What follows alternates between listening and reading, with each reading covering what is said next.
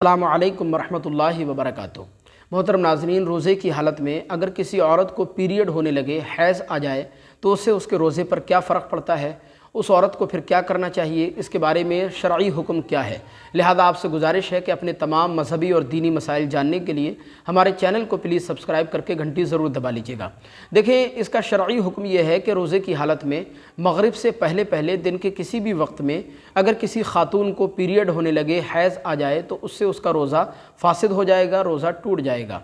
लेकिन पाक हो जाने के बाद उस रोज़े की क़ज़ा करना लाजिम होगा। बहरहाल रोज़े की हालत में हैज़ आ जाने से रोज़ा टूट जाता है, जिसके बाद उस औरत को खाना पीना बिल्कुल जायज़ होता है। हमारी बहुत सी माँ और बहनों को देखा गया है कि वो रोज़े की हालत में जब उनको पीरियड होने लगता है, रोज़ा टूट जाता है, उसके बाद भी वो शाम तक अपने आप को खाने पीने से रोक के रखती हैं, खाना पीना नहीं करती हैं और तन्हाई में भी भूखी और प्यासी रहती हैं। वो ये समझती हैं कि हमारा रोज़ा तो टूट गया, लेकिन हमें शाम तक रोज़ेदारों की तरह रहना चाहिए, खाने पीने से अपने आप को रोक के रखना चाहिए। हालांकि ऐसा हरगिज़ नहीं है, बल्कि रोज़े की हालत में पीरियड हो जाने के बाद रोज़ा टूटने की सूरत में उन औरतों को खाना पीना बिल्कुल जायज़ है, खाने पीने में कोई हरज की बात नहीं है। हाँ, अलबत्ता इतना ज़रूर याद रखें कि अगर रमज़ानुल मुबारक का महीना है तो रोज़ेदारों के सामने खाना पीना ना करें, तन्हाई में खाने पीने में कोई हरज की बात नहीं है।